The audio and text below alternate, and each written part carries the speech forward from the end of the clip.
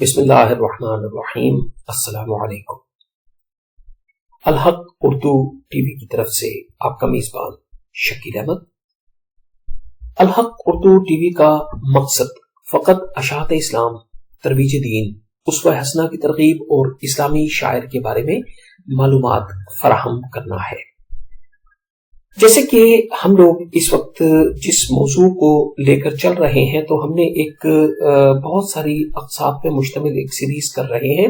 حضرت محمد صلی اللہ علیہ وآلہ وسلم کے آباء و اجداد کا تذکرہ، جس میں کہ ہم نے حصہ اول جو آپ کی خدمت میں پیش کیا، اس میں ہم نے سلسلہ نسب پہ بات کی تھی اور وہ 22 پشتوں اور بزرگوں کے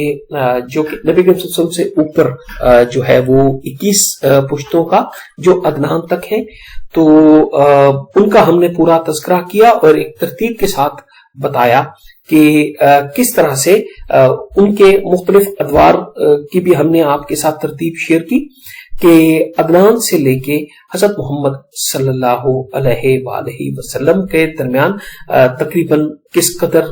وقفہ ہے۔ یہ لگ بھگ کوئی 700 برس کے قریب کا وقت ہے، اور یہ جو ہے ہمارے پاس ترتیب یہ بالکل مستند ترتیب ہے،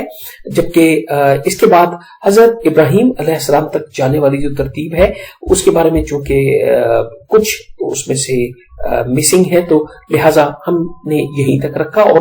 ان میں ہم نے جو ہے وہ قصہ بن کلاب سے جو ہم نے اپنی بات کرنا شروع کی، جن کو کہ قبیلہ قریش کے بانی بھی کہا جاتا ہے۔ تو ہم واپس آتے ہیں اور جو دوسرا ہم نے حصہ پیش کیا تو اس میں ہم نے قصہ بن کلاب کے بارے میں بڑی تفصیل سے بات کی، اور ہم نے کہا کہ وہ صاحب اقتدار بزرگ تھے، انہوں نے مکہ اور اس کے ارد گرد کا جو ہے وہ اقتدار بھی سنبھالا، اور اس کے ساتھ ساتھ ان کی بہت ہی جسے کہنا چاہیے ڈائنامک لیڈرشپ، یعنی کہ وہ بہت جو تھے متحرک قسم کے رہنما تھے، تو انہوں نے بہت ساری نئی چیزیں تاریخ میں کی، جس کے اندر کے ایک اسمبلی ہال بنایا، جسے دارالندوہ کے نام سے انہوں نے اسمبلی ہال بنایا۔ اس کے علاوہ جو کعبہ کی تولیت جو کہ قبیلہ جرہم کے پاس تھی، تو وہ انہوں نے آل اسماعیل کے پاس واپس لائے، اور اس کے علاوہ انہوں نے جو مختلف قافلوں کی روانگی اور لڑائی کے لیے یا تجارت کے لیے جو قافلے روانہ ہوتے تھے، جو لشکر روانہ ہوتے تھے، تو ان کو روانہ کرنے کے لیے جو پرچم باندھا جاتا تھا، اور اس کے علاوہ خانہ کعبہ کے دروازے کو کھولنا، اس کی چابی کی پاسداری، اور اس کے علاوہ حاجیوں کے لیے کھانے کا بندوبست، حاجیوں کے لیے پانی کا بندوبست، اور اس کے علاوہ مختلف جگہوں پہ چراغاں کرنا، یہ تمام چیزیں جو ہے وہ قصہ بن کلاب نے اپنی بہت ہی متحرک رہنمائی میں انہوں نے یہ سب کچھ کیا۔ تو جو ہمارا تیسرا حصہ تھا وہ تھا نبی کریم صلی اللہ علیہ وآلہ وسلم کے جو بزرگ ہیں عبد مناف۔ تو عبد مناف کے بارے میں ہم نے تذکرہ کیا، کیونکہ ہوا یہ کہ قصہ بن کلاب نے جب اپنے ان کے انتقال کا وقت آیا تو اپنے بیٹوں میں انہوں نے سب سے بڑے بیٹے عبد الدار کو انہوں نے وہ تمام مناصب دے دیے جو اقتدار کے علاوہ جو ان کے پاس تھے، یعنی کہ پرچم باندھنا، خانہ کعبہ کی خدمت، اور جو اس کی تولیت، اور اس کے علاوہ حاجیوں کے سارے بندوبست، اور ٹیکس کلیکشن، جو انہوں نے جیسے میں نے بتایا تھا کہ فنڈز ایک انہوں نے فنڈ قائم کیا کہ تمام لوگ ایک ٹیکس دیں گے تاکہ جس سے حاجیوں کے لیے بندوبست کیا جا سکے، تو وہ تمام چیزیں انہوں نے عبد الدار کے خاندان کو دی، اور اقتدار جو تھا وہ عبد مناف کے حصے میں آیا، اور عبد مناف جو ہے وہ نبی کریم صلی اللہ علیہ وآلہ وسلم کے بزرگ ہیں۔ تو اب جو ہے اقتدار عبد مناف کی وفات کے بعد جو اقتدار ہے وہ ہاشم کے پاس آ جاتا ہے، تو ہاشم جو ہے وہ بن جاتے ہیں عرب کے سردار، یا کم از کم مکہ میں ان کی حکمرانی قائم ہو جاتی ہے۔ تاریخ میں جنہیں ہم हाशिम बिन अब्द मनाफ के बारे में के नाम से जानते हैं। तो अगर हम देखें तो इनकी पैदाइश है 464 ईस्वी की। 464 ईस्वी को मक्का में पैदा होते हैं और उम्र बहुत तवील इन्होंने नहीं पाई और इनका इंतकाल है 497 ईस्वी में, यानी कि 30 से 32 बरस की उम्र में इनका इंतकाल हुआ। और इनकी जो इंतकाल है वो पुरानी कुतब में हमें जो मिलता है वो मिलता है कि फलस्तीन के शहर गजवा में, जिसे आज हम गजा के नाम से जानते हैं। तो अब मौजूदा नाम जो है वो गजा में है और वहीं पर ही इनकी जो है वो तदफीन हुई और आज भी वहां पे इनके नाम से एक मस्जिद है जो कि गजा के इलाके में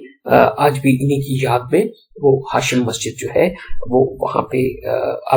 मुसलमानों ने लगभग कोई 12वीं सदी ईस्वी में एक मस्जिद बनाई। तो यानी कि इनके इंतकाल के कोई लगभग कोई 700 बरस के बाद जो है वो मस्जिद कायम की गई इनके नाम से। तो हम देखते हैं कि जो है ये साहबजादे हैं अब्द मुनाफ के,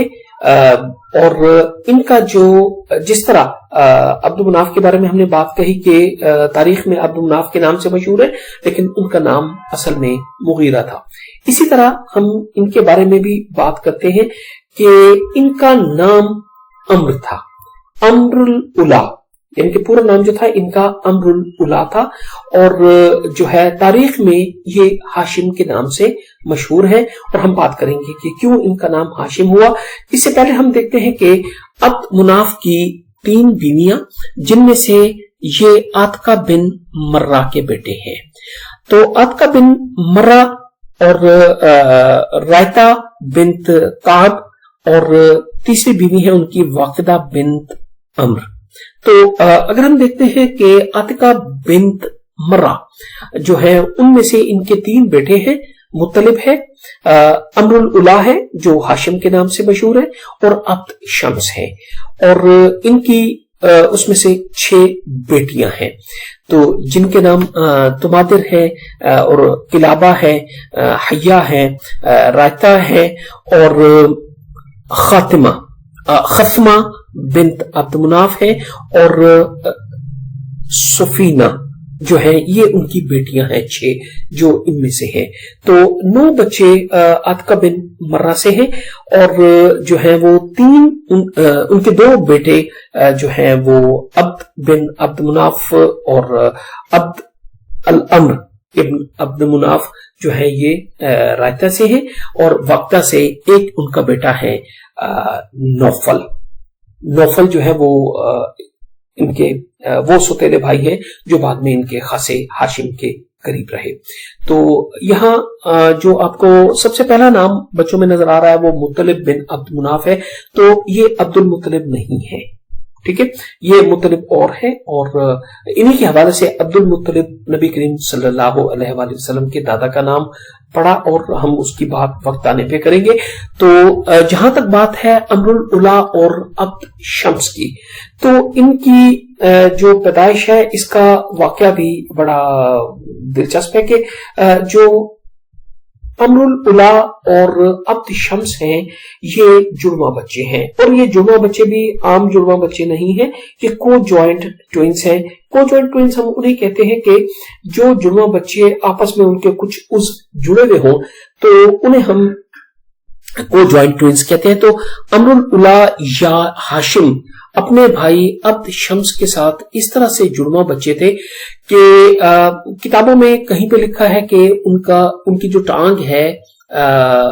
अमरुल उला की जो टांग है वो अब्द शम्स के माथे से जुड़ी हुई थी, और जो ज्यादा